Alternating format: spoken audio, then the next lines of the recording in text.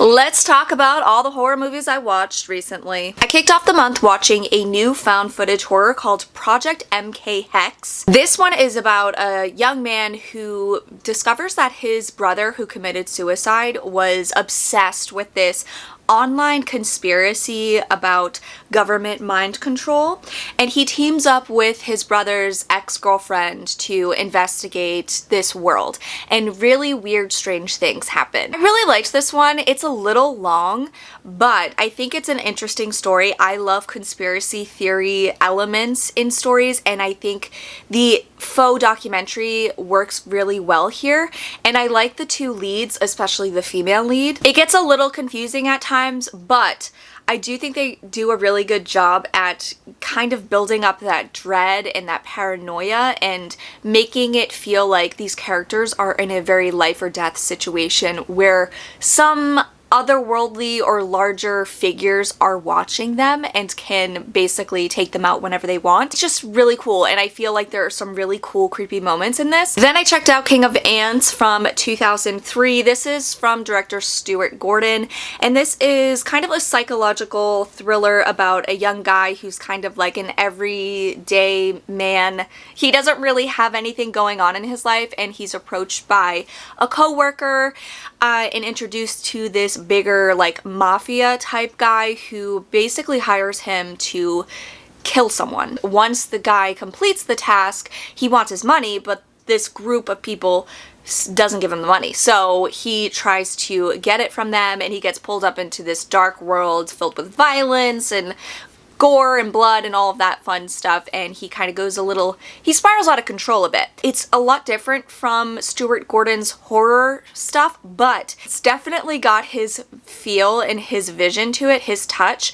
because there are some moments in this that feel very horror. Like, our character hallucinates some really gnarly dreams that are really disturbing and gross, and I think the special effects in this are really cool as well.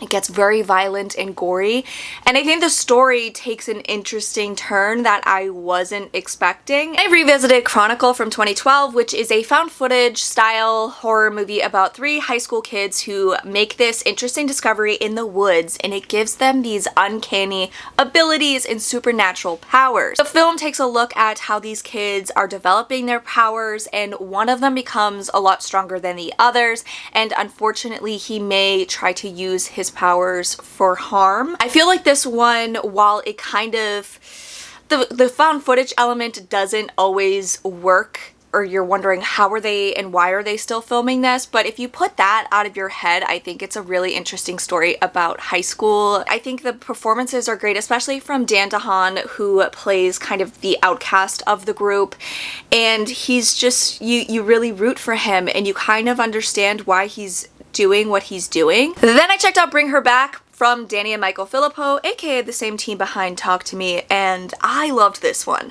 This is one of those movies where you watch it and you are so disturbed and devastated by the end that you just have to sit there in silence as the credits roll to kind of just process what you've watched. The story centers on 2 young teens who essentially become orphaned, and they're sent to live in a new foster home of a woman played by Sally Hawkins, and she's kind of a crazy bitch, okay? I'm not gonna sugarcoat it, okay?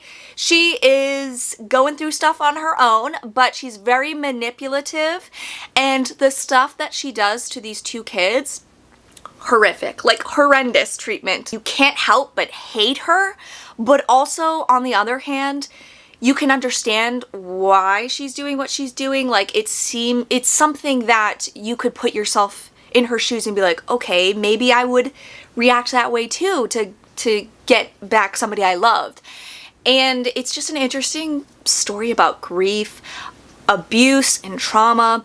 There's a little boy in this, I think his name is Jonah in real life, but in the movie his name is Ollie. He's the creepy kid on the poster that you see, and he is just phenomenal. This is his first film, and I was blown away by him. He doesn't really speak, it's all a physical performance, and from like the facial expressions that he gives and just the way his body moves, like he really unsettled me. And there's some moments with his character in particular that are very hard to watch. the horror, the body horror that happens in this movie made me squirm, and I almost had to look away. Like, what this little boy does, it is so upsetting, and the sound design of it playing out is just incredible. It gets under your skin. And this little kid, he just reminded me of my nephew, so watching him go through what he goes through, it just made me very sad and emotional. The movie doesn't really explain a whole lot, like you have to kind of figure it out from watching the video that Sally Hawkins' character plays and kind of decipher what's happening there. But they don't like hold your hand and explain everything for you, so I think some people won't like that.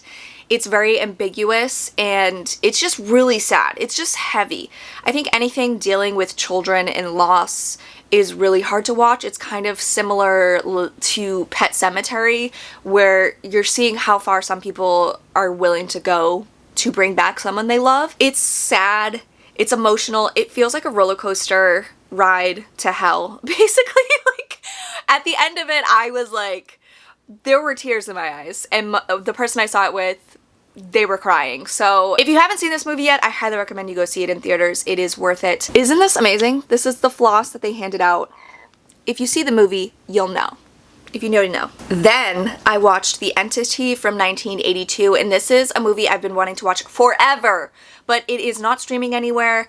And then I remembered I could look it up in my library, and a library in my state had it. So yay, I got it, I watched it. Oh, this movie is disturbing. The movie centers on a young mother played by Barbara Hershey, who begins being violently, brutally, sexually assaulted by an unseen entity. A ghost, if you will. Maybe even a demon. Who knows? You'll know if you've watched the movie. The movie is basically her being assaulted by an unseen force and her trying to figure out how to stop it. It is so, like, gut-wrenching because Barbara Hershey is incredible in this. She gives just a really rounded performance where you really just feel like you're watching this woman get battered and you don't see anything. It's really close-up shots of her face, but her facial expressions, you like feel her pain, and she really just, she brings this character to life. I think she humanizes the character a lot more because I read the book years ago and I felt like they didn't do a good job at doing that. So I think Barbara Hershey, she makes this movie what it is because of her performance. It's insane. The story is so scary, and the score, every time the entity comes to attack her, it's terrifying. Like, that score made my skin, like, it gave me goosebumps because it's just like this kind of like synth kind of sound, and it's just like really fast, and you're like, holy shit, get out of the house, get out of the house. And it's just scary watching her feel so helpless, and to think that you could be that helpless in your home and you can't really do anything about it. And it's so scary and disturbing, very disturbing. And it's also inspired by a true story. A woman actually claims she experienced this, which makes it even scarier. Then I checked out Clown in a Cornfield, which is based on the book series of the same name. This centers on a young girl named Quinn who moves to the town of Kettle Springs with her dad, who is the new town doctor. Unfortunately, Quinn becomes friends with this group of kids who's kind of known around town as being troublemakers, and she and her dad are kind of, they're struggling a bit. But one night, she goes to a party in a cornfield and a clown shows up and starts killing off the teenagers one by one. But I will tell you, the story takes turns that you're not expecting. This movie is set up like a very generic, run-of-the-mill teen slasher. It feels like it hits all of those beats and it has stereotypical characters. It feels very kind of generic in the first half, but once we get to the clown killing, that's when the movie takes a turn. And that's where I think the movie gets really creative. The movie also has a creative and pretty timely reason for why these killings are happening. And I think it's very smart. It's very much needed, especially in today's political climate, the atmosphere that we're living in today. And it just kind of looks at how older generations, they don't like change. The lead performance by Katie Douglas is amazing. She is so likable and she's so funny. Like, she has really good comedic timing, so she delivers some of these lines really well. Her father is also incredible. Like, he's so likable, and I loved their dynamic together, and he delivers some really funny moments as well. The killer, the clown, he looks really cool. I love the clown in a cornfield aspect of it. There is some like larger than life Scooby-Doo cartoonish villainous reveals, but I feel like that adds to the flavor of this movie. I think it's a really fun teen slasher that younger audiences will really enjoy. I know there was a lot of discourse about this movie on TikTok where a lot of people were saying it was not scary, it was like shit, and then other people are calling it entryway horror, gateway horror. It's perfect for younger audiences. I think that's more the case here. I think it's for the younger teens who are really gonna have fun with it. It's clowns. Just, I mean, lighten up. You get to see a clown kill people. Why are we complaining here? Then I checked out Drive Back, which is a 2024 psychological horror about this couple who are on a road that's seemingly endless. They find themselves trapped in a loop and they can't get out, okay? And horrible things happen to them over the course of this drive. I think that this one is very much like Dead End, but not funny. It's more on the serious route, and the story gets really confusing, but I thought it was an interesting look at this relationship that's kind of at the end of its rope. It's kind of very toxic and not good, and this couple are trying to navigate their relationship while trying to navigate this seemingly endless road that they're trying to get off of. There's some really creepy moments in here, I thought, as well, and I think it was an interesting watch. You can stream this one on Tubi. Then I saw Final Destination Bloodlines and absolutely loved it. I'm not even a huge Final Destinations person. Like, I love the first three. I didn't really watch the rest of them, but this one, it felt like back to form. It's very fun and also brutal in its kills. This one makes the story a little bit interesting because the lead character, she didn't have the vision, her grandmother did. This girl has been having nightmares and they're all of her grandmother who she doesn't know, and her grandmother survived this horrific event in like the 50s or 60s at this like sky view thing, and all these people died. So she goes to meet her grandmother. She's like, hey, I'm having these dreams, blah, blah, blah. The grandmother explains to her what has happened and warns her that death is now after their entire bloodline. That was a really creative way to bring the story back, and the opening the opening scene is fantastic. Like, it's just so terrifying. The film has an interesting cast, but there's one character in particular who I really liked, and I think a lot of people really liked. His name is Richard Harmon. He plays a character named Eric. He's kind of like the goth character, and this actor has been in a ton of horror, so I liked him immediately when I saw him. The kills are really fun. There's one kill in particular that was really disturbing, and it will make you fear going into the hospital, but I don't think it works that way, the way they presented the movie, but that's okay. And Tony Todd, his final performance, it like brought tears to my eyes because he's talking about death and how when your time's up, it's up. Basically live life to the fullest kind of situation, and that was just a really sweet moment. It was like he was saying goodbye to everyone, and it was just really nice to have that closure from him in this movie. I think this was really fun, and I'm very excited for them to bring more Final Destination to us because we deserve it, guys. Then I revisited a movie from 2009 called Forget Me Not, and this is about a group of teenagers who've just graduated high school. They play a game called Forget Me Not in the graveyard, which is essentially like a game of tag, and they meet this weird girl and she disappears, and after that night all the kids who played the game start getting killed off one by one. And once they're killed off, no one can remember they ever existed. This movie has its faults. It has some rocky performances and dialogue, but I love the concept so much. I think that is so creative. A horror slasher that is centered around a ghost who makes people forget. Like, it's just so terrifying. And I think that it has some cool moments, but it is CGI. I just think it's fun. There's something special about early 2000s horror, and I think this is one of the better ones out there. Then I checked out Fear Street Prom Queen, which is the latest in the Fear Street film series on Netflix, and this one was dog shit, okay? Is that a strong word? No, okay? Because this movie, we were all waiting for it. The first three the first trilogy was incredible. Like the first three just really captured the essence of Fear Street, and they were fun. They were creative. They had a really great cast who were just filled with characters that you could remember, and they were really inventive kills. This one feels very generic. Like, and the dialogue is just like, okay, it just felt half-assed. And the story centers on a group of prom queen candidates in the 80s who begin getting killed off one by one on prom night. Amazing setup, right? Yeah, except they don't really take advantage of that setting. It doesn't feel like the 80s in this movie pretty much at all. I think that they kill off some characters in unceremonious ways where you're like, couldn't they at least have given her a chase scene or something? She got killed without even looking. Like, the kills were just boring. The killer himself, I liked the killer look. I thought it was very cool, but I don't know. There is one kill that cracked me up where the killer chops off a kid's hands and then he tries to open a doorknob and he can't because he has no hands. That I thought was funny. I think that this movie didn't know what it wanted to be. Did it want to be campy? Did it want to be funny? Or did it want to be straight horror? Because it didn't balance it well at all.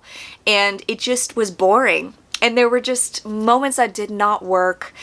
The characters, it just felt like it was rushed at points. And I'm like, maybe they should have made it into a series. Maybe they could have fleshed things out more. I don't know. I was just so disappointed.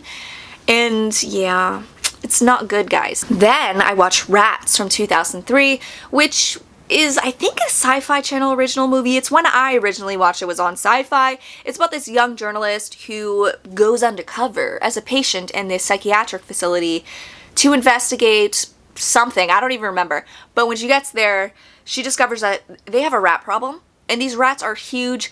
They have red eyes and they have a taste for blood, okay? And they start killing off the patients one by one. And she has to figure out how to survive. And there's also a guy who works at the facility who claims to have a psychic connection with the rats. And I'm not done.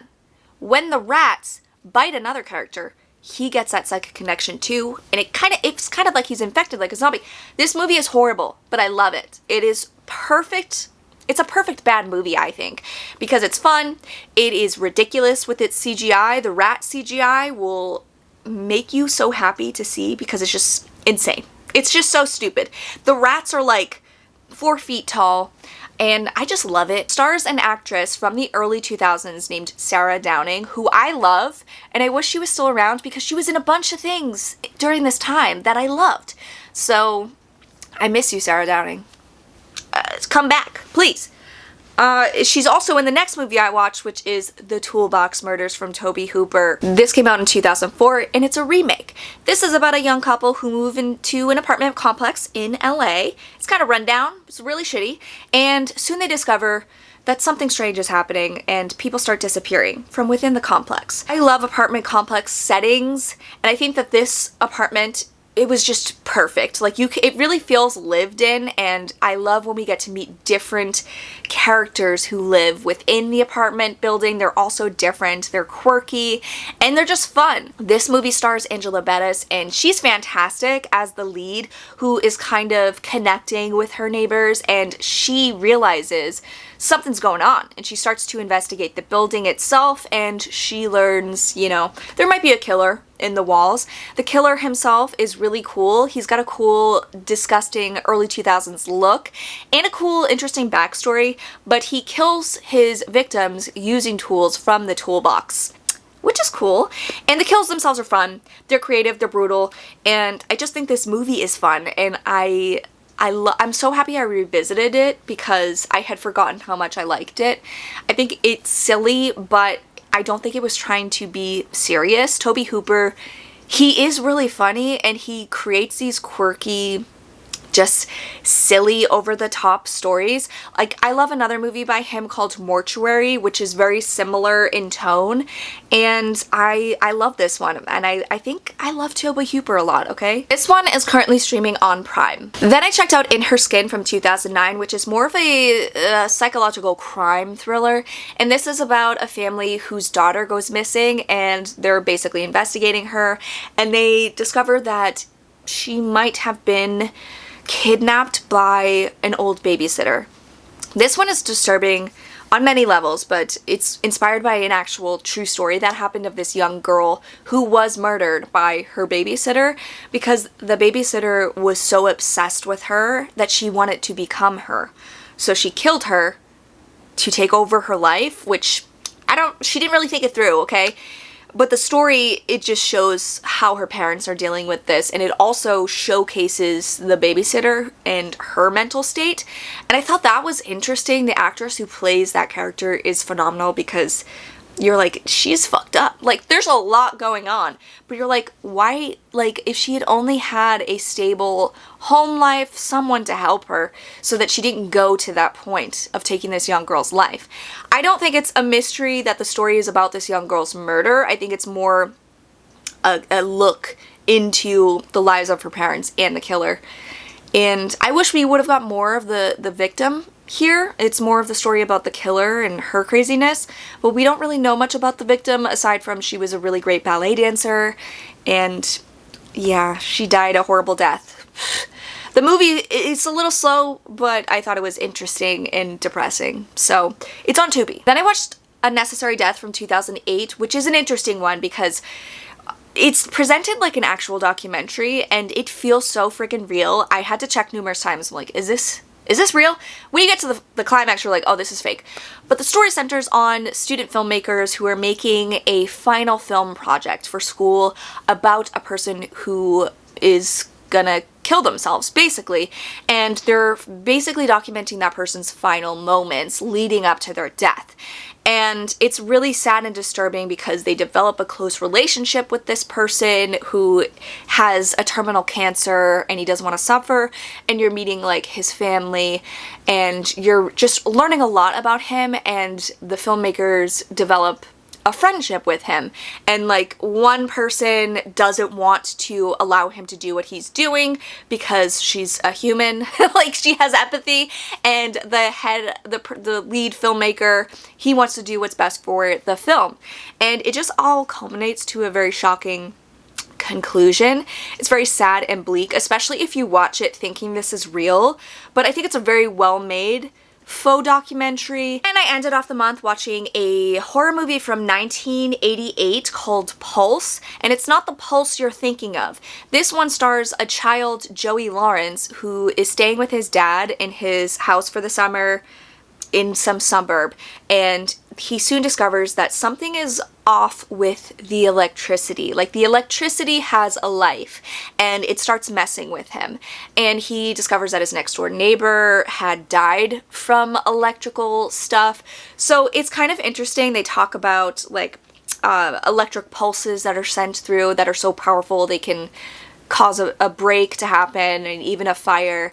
The movie itself kind of showcases how much we rely on electricity and how much electricity and electrical appliances and automated things are kind of ingrained in our lives, and how if something happened with that, it would kind of screw us over. Like, you have electric door locks and stuff like that, and just everything. And if this thing could actually happen, like an entity, it could destroy you. It's very silly and a little slow, unfortunately. I wanted to like it a lot more. I think that the story is really interesting, and it felt ahead of its time in 1988, like the horror of technology, but it just moved a little slow for me, and towards the end it just gets ridiculous. But it's still fun to find movies in the 80s that I've never watched before. So I mean, it's okay. You can watch this one on Tubi. And there you have it. That's everything I watched recently. Let me know if you watched any of the movies I talked about, what movies you're looking forward to watching next month. And yeah, thanks so much for watching, guys. I hope you're having an amazing summer-ween. We're in summer-ween territory, guys. Thank you so much for watching, guys. I will catch you next time. Bye.